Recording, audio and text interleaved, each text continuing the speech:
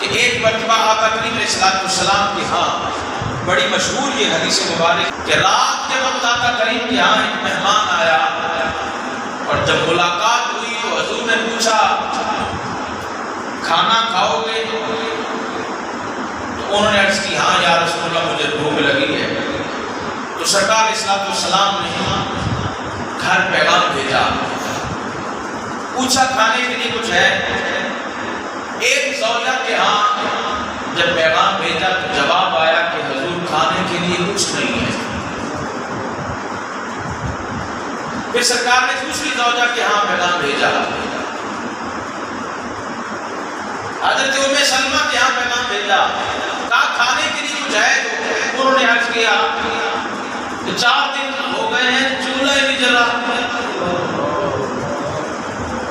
پھر سرکار نے حضرت سودا کے ہاں پیغام بھیجا، یعنی ازواج مطہرات کے گھروں میں پیغام بھیجا کہ کچھ کھانے کے لیے ہے تو جواب آیا نہیں ہے۔ تو سرکار علیہ السلام نے پھر اعلان فرمایا صحابہ میں، اور فرمایا کوئی ہے جو میرے مہمان کو کھانا کھلائے؟ جملہ دیکھیے کیسا ہے، ذرا غور کریں۔ حضور نے فرمایا کوئی ہے جو میرے مہمان کو کھانا کھلائے؟ ایک انصاری صحابی کھڑے ہوئے، حضرت ابو طلحہ رضی اللہ تعالیٰ عنہ، عرض کیا رسول اللہ میں کھانا کھلاتا ہوں۔ حضور کے مہمان صحابی رسول اپنے گھر لے گئے، جب گھر لے کے گئے اپنی زوجہ سے پوچھا کہ کھانے کے لیے کچھ ہے؟ آج ہمارے گھر حضور کے مہمان آئے ہیں۔ سبحان اللہ۔ تو زوجہ نے کہا کہ کھانے کے لیے تو بہت مختصر سا کھانا ہے، وہ بھی بچوں کے لیے ہے۔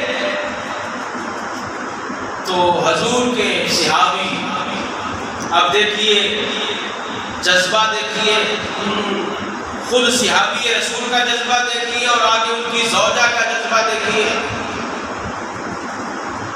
کہا جتنا بھی کھانا ہے ہم یہ اب حضور کے مہمان کو کھلائیں گے، بچوں کو بہلا کے سلا دو۔ بیوی نے کوئی دوسرا کلام نہیں کیا، کوئی سوال نہیں کیا کہ بچے بھوکے ہیں، اور بچوں کی بھوک پر باپ کس طرح کمزور ہوتا ہے۔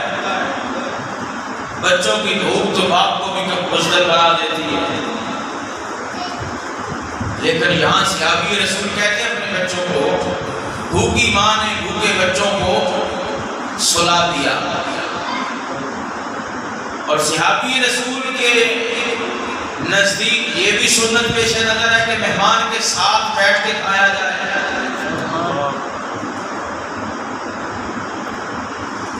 اب دیکھیے کس طرح پلاننگ ہو رہی ہے، حضور کے مہمان کو کس طرح شرف دیا جا رہا ہے۔ مختصر کھانا ہے، وہ کھلانا ہے، خود بھی کھانا ہے۔ زوجہ کو کہا کہ دیا درست کرنے کی بہانے دیے کو بجھا دینا، دیا کو درست کرنے کے بہانے اسے بجھا دینا، تاکہ جب میں ساتھ بیٹھ کے کھاؤں تو مہمان کھائے، میں ساتھ بیٹھ بھی جاؤں، یہ بھی نہ ہو کہ میں لے جاؤں، اور کھانا بھی حضور کا مہمان کھائے۔ یہ سب کچھ ہو رہا ہے کس لیے ہو رہا ہے؟ حضور کے لیے ہو رہا ہے، حضور کی اہل بیت کے لیے ہو رہا ہے؟ نہ، حضور کے ایک مہمان کے لیے ہو رہا ہے۔ اب اس میں اخلاص دیکھیے، اس میں للہیت دیکھیے، کس عروج پہ ہے۔ اپنی بھوک پر حضور کے مہمان کی بھوک کو مقدم رکھا، بچوں کی بھوک پر حضور کے مہمان کی بھوک کو مقدم رکھا۔ یہ صحابہ کا انداز ہے، مہمان کو کھانا کھلایا، سلا دیا، صبح ہوئی، اب حضور کی بارگاہ میں مسجد نبوی میں حاضر خدمت ہے نماز فجر کے لیے۔ اب حضور پتہ کیا کہہ رہے ہیں؟ یہ جو بھی ہوا یہ صحابی رسول کے گھر میں ہوا، سبحان اللہ، لیکن حضور کیا خوشخبری سنا رہے اس عمل پہ. کہا جو تو نے سلوک رات مہمان کے ساتھ کیا ہے نا، اس انداز پر تیرا رب بڑا راضی ہوا ہے. اللہ، رب بھی راضی ہے اور میں بھی راضی ہوں. اب مجھے بتائیں، اللہ اکبر، عمل کیا جائے اللہ رسول کی رضا کے لیے اور اس میں جتنا عروج کا اخلاص ہوگا انعام بھی اتنا ہی ہوگا. اس عمل پر رب نے قرآن کو نازل فرمایا. اب ذرا غور کریں، عمل صحابہ کر رہے ہیں اور ان کے اس عمل کی تائید میں رب قرآن نازل کر رہا ہے. یہ ہے صحابہ کی شان. پتہ چلا جو قربانیاں صحابہ نے دی ہیں نا، یہ انہی کا حصہ تھا جو وہ کر گئے. ہم تو اتنا بھی نہیں کر سکے کہ ان کی قربانیوں کو یاد ہی کر لیں. آج ہمیں عروج چاہیے، ہمیں عزت چاہیے، وقار چاہیے. ہر بندہ ان ساری باتوں کا محتاج بھی ہے، ضرورت مند بھی ہے، طالب بھی ہے. ہر بندہ یہ چاہتا ہے مجھے عزت ملے، مجھے سکون ملے، مجھے مقام ملے. یہ کب ملے گا؟ جب ہم حضور کے در پہ جائیں گے، جب ہم حضور کے اصحاب کی طرف رخ کریں گے، کیونکہ حضور ہی ساری نعمتیں بانٹنے والے ہیں. میرے امام نے کہا تھا بخدا، خدا کا یہی ہے در، نہیں اور کوئی مفر بقر. جو وہاں سے ہو یہی آگے ہو، جو یہاں نہیں تو وہاں. تو یہ ساری باتیں پڑھنے کا مقصد یہ ہے کہ ہم عزت پا جائیں یہ تذکرے کر کے. یہ تو ایک واقعہ ہے. داتا صاحب رحمۃ اللہ تعالیٰ نے کشف المعجون میں لکھا ہے، اللہ اکبر، کہ غزوہ احد میں جب صحابہ کرام جنگ کر رہے تھے، خبر مشہور ہو گئی مات اللہ کے حضور کو شہید کر دیا گیا. خبر چلتے چلتے مدینہ پہنچی. جب مدینہ میں پہنچی تو ایک صحابیہ بھاگی میدان احد کی طرف اور پانی کا مشکینہ لے کے جا رہی ہے. اللہ اکبر، دو صحابیات کا ذکر ہے، ایک تو پانی پلانے کے لیے اور ایک اور صحابیہ ہے، ان کا ذکر میں کرتا ہوں بعد میں. جو داتا صاحب نے اسی موضوع کے تحت اس بات کو نقل فرمایا. یہ صحابیہ پانی پلانے کے لیے وہاں پہ پہنچی ہیں تو ایک صحابی پانی کے لیے آواز دے رہے ہیں. یہ صحابیہ ان کو پانی دینے کے لیے پہنچی ہے. کہتے ابھی پانی دیا ہی تھا کہ دوسرے صحابی کی آواز آ گئی. یہ کوئی قصے کہانیاں نہیں ہیں، یہ اخبار کی باتیں نہیں ہیں، یہ کسی چینل کی باتیں نہیں ہیں، یہ وہ باتیں ہیں جو حقیقت ہیں. اب اس وقت کے جان نکل رہی ہے اور پانی مل رہا ہے، لیکن صحابی رسول کے کان میں کسی اور صحابی کی آواز پڑی ہے. تو کیا کہتے ہیں کہ مجھ سے شاید اس کو زیادہ ضرورت ہو، یہ پانی اس کے پاس لے جا. وہ صحابیہ پانی دوسرے صحابی کے پاس لے جا. جب دوسرے کے پاس پہنچتی ہیں تو تیسرے کی آواز آتی ہے. تو انہوں نے کہا شاید اس کو مجھ سے زیادہ ضرورت ہو، وہ پانی تیسرے کے پاس لے گئی. حتیٰ کہ 7 صحابہ کے پاس وہ پانی لے کے گئی. جب 7ویں کے پاس پہنچی ہے نا، کہتے ہیں پہلے صحابی کی پھر آواز آئی تو 7ویں صحابی نے پھر پلٹا دیا، کہا اس کے پاس جاؤ شاید اسے ضرورت ہو. جب وہ پانی دینے کے لیے وہاں پہ پہنچی، وہ شہید ہو چکے تھے. جب دوسرے کے پاس گئے وہ بھی شہید، 7 شہید ہو گئے. اپنی جان پر دوسرے صحابی کو فوقیت دیتے رہے. غزوہ احد میں صحابہ کا یہ انداز، یہ صحابہ کرام نے تاریخ رقم کی ہے. آج ایسی کیفیت ہمیں نظر آتی ہے؟ ذرا غور کریں نا. آج معاشرے میں یہ صفت موجود ہے. کہ کسی پر اظہار کرنا، اپنی ضرورت پر کسی مسلمان بھائی کی ضرورت کو فوقیت دینا، نہ سوچو ہی نہ، یہ تو سلسلہ ہی ختم ہو گیا معاذاللہ۔ زہے نصیب کہیں تو ایسی بات ہو، لیکن صحابہ کا یہ انداز نہیں۔ اور داتا صاحب نے لکھا ہے، فرمایا سب سے پہلے حق پتہ کس کا ہے؟ اپنے مالک کا حق ہے کہ بندہ اپنے مالک کے لیے وقت نکالے، اپنے مالک کے لیے اظہار کرے، اپنے پیشوا کے لیے، اپنے نبی کے لیے۔ مرد تو مرد ہیں، صحابیات کا انداز دیکھیے۔ حضرت ام عمارہ جو صحابی رسول ہیں، صحابیہ ہیں، وہ بھی غزوہ احد میں پہنچی ہیں، حالانکہ ان کا بیٹا بھی احد میں موجود ہے، ان کا شوہر بھی موجود ہے، لیکن جب خبر پہنچی نا کہ حضور معاذاللہ شہید ہو گئے تو یہ بھی پہنچی میدان احد میں۔ عورتیں تلوار لے کے میدان احد میں، کہتی میں نے دیکھا حضور کو جب پہچانا تو کافر حضور کی طرف لپک رہے تھے، کہا میں تلوار لے کے کھڑی ہو گئی، کسی کافر کو حضور کی طرف نہیں جانے دیا، ہر وار کو روکا، ہر کافر کو روکا۔ حضور میرے اس عمل کو دیکھ کر وہیں سے دعا فرما رہے تھے۔ فرمایا ام عمارہ اللہ تیرے سارے خاندان کو برکت دے، کہتی ہے میں نے عرض کی یا رسول اللہ آج مجھے یہ دعا نہیں چاہیے، آج مجھے یہ دعا نہیں چاہیے، حضور آج دعا فرمائے جنت میں جو آپ کا مقام ہوگا ہمیں وہی جگہ چاہیے۔ اللہ اکبر، جنگ ہو رہی ہے، کیا مانگنے کا انداز ہے۔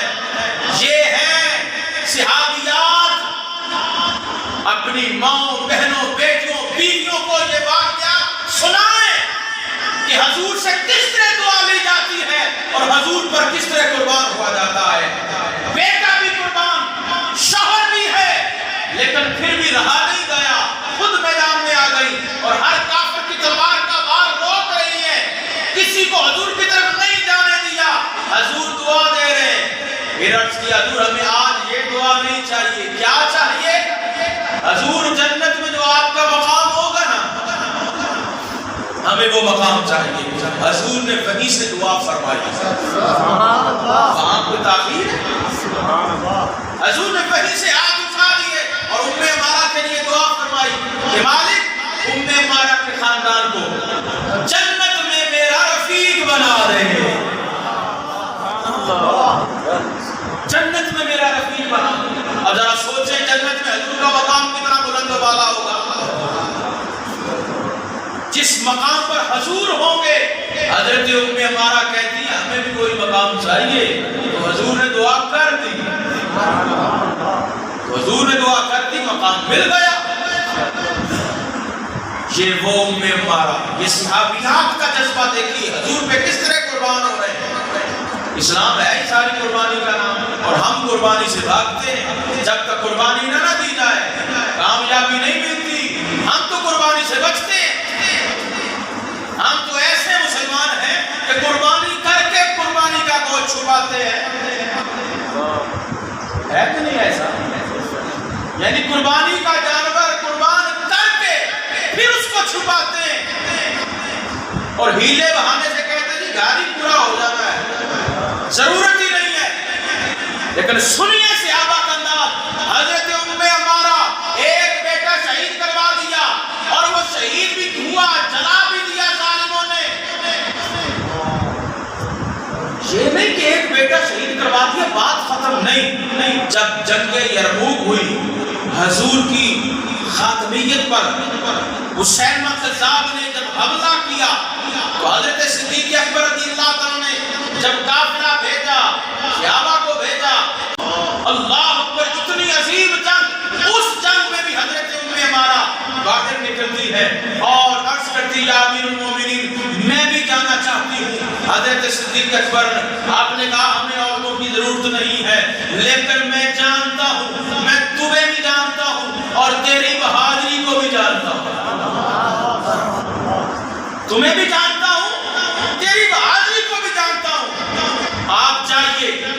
حضرت ام عمارہ کہتی ہے میں نے اللہ سے وعدہ کیا ہے، میں نے اللہ سے وعدہ کیا ہے کہ حضور کا دشمن مسیلمہ کذاب میں اپنے ہاتھوں سے واصل جہنم کروں گی۔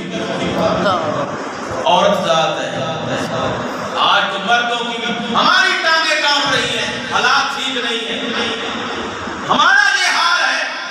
کاش کہ ہم نے یہ واقعات پڑھے ہوتے۔ حضرت ام عمارہ اس جنگ میں گئی، اللہ جب آپ نے مسیلمہ کذاب کو دیکھا آپ اس کی طرف بڑھی، جب بڑھنے لگی کہتی مسیلمہ کذاب کے جو محافظ تھے ان میں سے ایک نے آپ پہ وار کیا، آپ کا ہاتھ کٹ گیا، ہاتھ کٹ گیا۔ خود کہتی ہیں حضرت ام عمارہ، خود کہتی ہیں، خود بیان کرتی ہیں، کیا کہتی ہیں؟ کہتی جب میرا ہاتھ کٹا اللہ کی قسم مجھے بالکل محسوس نہیں ہوا کہ میرا ہاتھ کٹ گیا۔ یہ جذبات تھے، یوں صحابہ کرام اور صحابیات حضور پہ قربان ہوتے تھے۔ ہم نے اپنی عزت کا دفاع کیا، ہاں آج ہم اپنی عزت کو بچانے کے لیے صحابہ کی عزت پہ زبان نہیں کھولتے، ہم اپنی عزت کو بچانے کے لیے سرکار کی عزت پہ زبان نہیں کھولتے، الا ماشاءاللہ ڈرتے ہیں کہ اگر میں بولا تو کیا بنے گا، کیا ہوگا۔ کبھی دائیں دیکھتے، کبھی بائیں، کبھی آگے کبھی پیچھے، لیکن جب کلمہ پڑھا ہے نا تو پھر ہماری ڈیوٹی بنتی ہے۔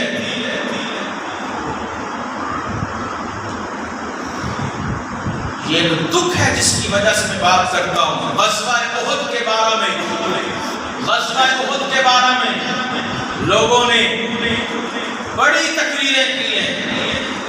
جو صحابہ کے بے ادب ہیں نا انہوں نے تو کتابیں چھاپ دی ہیں، انہوں نے باقاعدہ پروگرام کیے، شہدائے غزوہ احد کے بارے میں زبان درازیاں کی ہیں، کر رہے ہیں، لیکن ہم نے کیا کیا ہے؟ یہ کس کی ڈیوٹی ہے؟ ان باتوں پہ کس نے عمل کرنا ہے، کس نے غور کرنا ہے؟ ہم نے اپنے بچوں کو یہ داستان پڑھانی ہے۔ یہ جذبہ کب آئے گا؟ جب ہم جذبے والے لوگوں کے اعمال پڑھیں گے، انہوں نے کس طرح قربانیاں دی ہیں۔ امیر المومنین خلیفۃ المسلمین حضرت سیدنا عمر بن خطاب سبحان اللہ رضی اللہ تعالی عنہ، آپ کے بارے میں آتے ہیں، آپ نے اپنے دور میں سوچا کہ میں صحابہ کو چیک کروں کہ صحابہ کے انداز وہی ہیں جو حضور کی ذاتی حیات میں تھے۔ توجہ کرنا، دیکھوں جس طرح صحابہ کرام حضور کے دور میں قربانیاں دیتے تھے، جس طرح حضور کے دور میں جذبات تھے، کیا اب بھی ویسے ہی جذبات ہیں؟ تو حضرت عمر بن خطاب رضی اللہ تعالیٰ عنہ نے اپنے خادم کو 400 درہم دے کر حضرت ابو عبیدہ ابن الجراح کے پاس بھیجا رضی اللہ تعالیٰ۔ صحابی رسول ہیں حضرت ابو عبیدہ، یہ وہ صحابی ہیں امیر امت ہیں۔ حضور کہتے ہیں میری امت کا امیر شخص ابو عبیدہ ہے، اور یہ وہ صحابی ہیں جن کو حضور نے دنیا میں ہی جنت کی بشارت دی۔ 400 درہم دے کے بھیجا۔ ذرا غور کرنا، اب حضرت عمر کا خادم رضی اللہ تعالیٰ ابو عبیدہ کے پاس پہنچا اور عرض کیا حضرت یہ 400 درہم امیر المومنین نے آپ کے لیے تحفہ بھیجا ہے۔ حضرت ابو عبیدہ آپ نے وہ تحفہ قبول کیا، قبول کرنے کے بعد آپ نے ہاتھ اٹھا دیا، ہاتھ اٹھا دیا۔ مالک عمر بن خطاب نے میرا خیال رکھا ہے اور میرے لیے تحفہ بھیجا ہے، مالک حضرت عمر کو اس کا بہترین اجر عطا فرما، دنیا میں بھی اور آخرت میں بھی۔ حضرت عمر کے لیے دعا فرمائی۔ اب دعا فرمانے کے بعد حضرت ابو عبیدہ آپ نے اپنے خادم کو بلایا، اپنے خادم کو بلایا اور بلا کے پتہ کیا کہا؟ چلو 50 درہم لے جاؤ، ہمارے علاقے میں فلاں بیوہ ہے اس کو دے آؤ، یہ 30 دینار اس کو دے آؤ، یہ 40 اس کو دے آؤ۔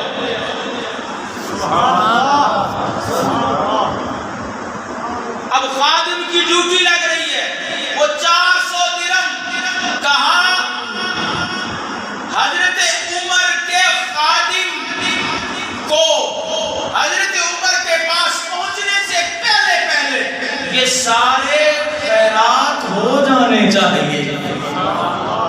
اللہ اکبر، یعنی حضرت عمر کا جو خادم آیا ہے نا، یہ واپس نہ پہنچے ابھی، اس سے پہلے یہ خیرات کرنے۔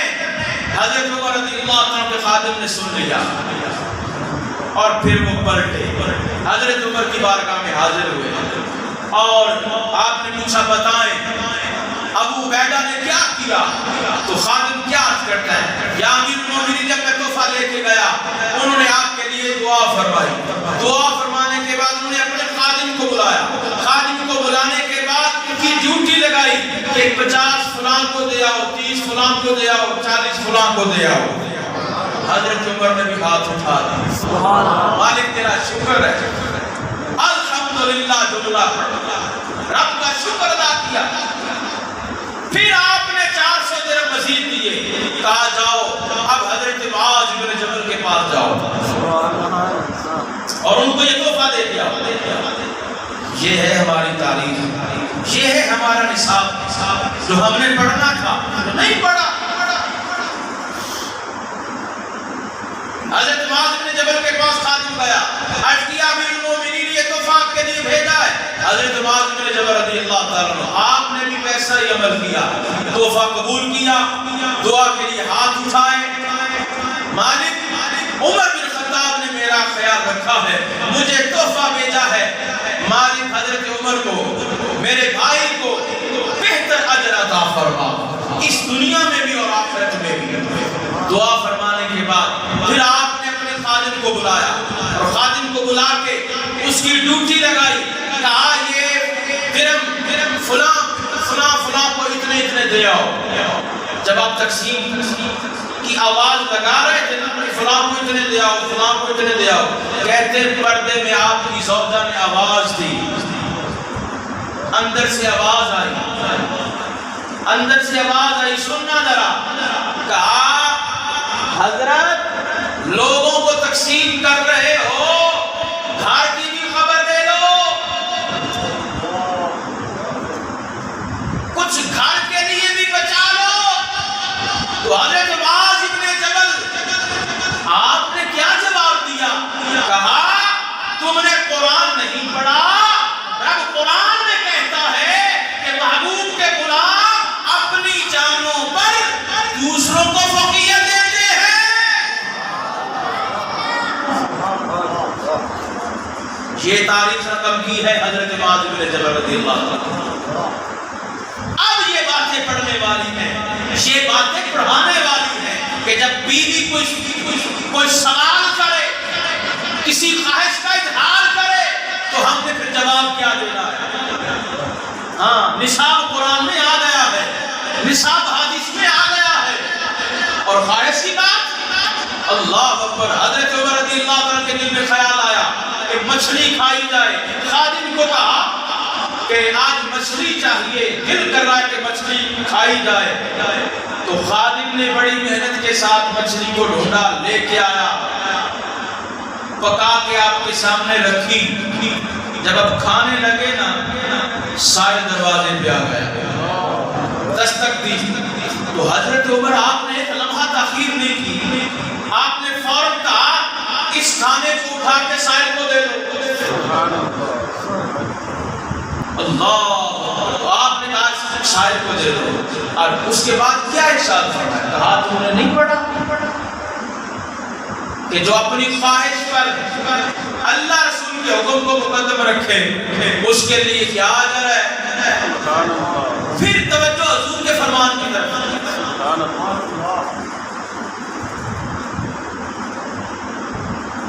ہر صحابی کی یہی کہانی ہے۔ آخری بات کرتا ہوں، حضرت انس بن مالک رضی اللہ تعالیٰ عنہ کہتے ہیں ایک مرتبہ آپ نے اپنے شاگرد کو کہا کہ دل کر رہا ہے کہ آج انار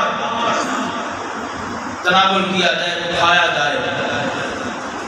آپ کا شاگرد انار لے کے آیا، کہتے جب کھولنے لگے تھے تو وہ سائل دروازے پہ آ گئے، دروازہ کھٹکھٹایا، سائل کو کھانے کے لیے کچھ دیجیے۔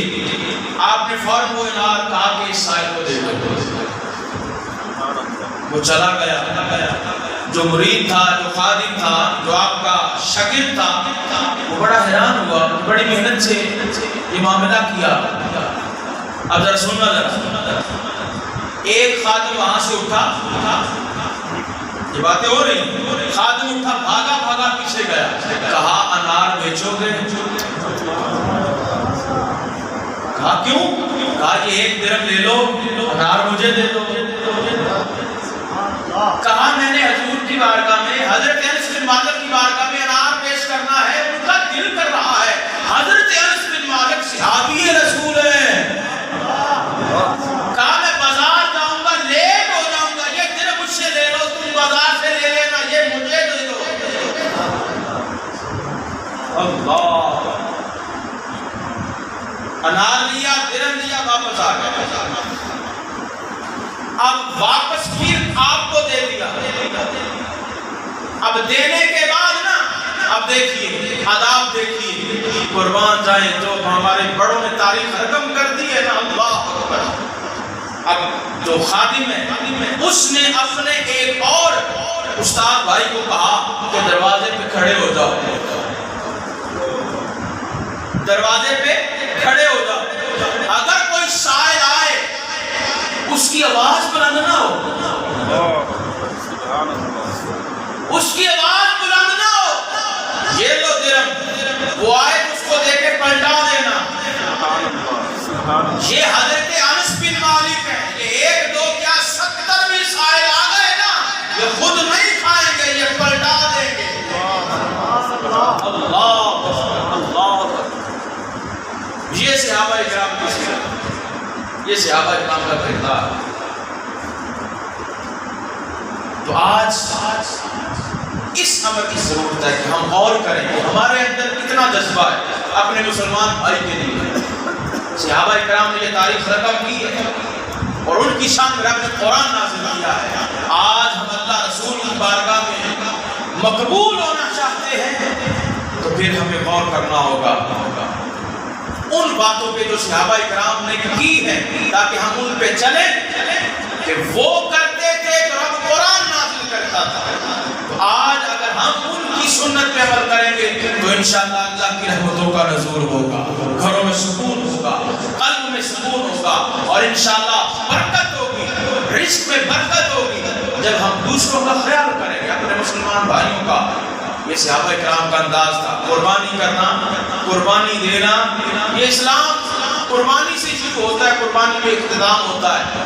تو یہ موضوع تو بڑا طویل ہے، چند باتیں میں نے آپ کے سامنے عرض کی۔ داتا صاحب نے جو باتیں لکھی ہیں نا، وہ تو سبقن پڑھنے والے ہیں، بیٹھ کے رات کی تنہائی میں بندہ بیٹھ کے پڑھے کہ داتا صاحب نے کیا لکھا ہے اس موقع پر، اور کیسی لطیف باتیں کہی ہیں آپ نے۔ ایک ایک جملہ خدا کی قسم اگر ہمارے دل میں اتر جائے، ہماری زندگی کو سیدھا کرنے کے لیے کافی ہے۔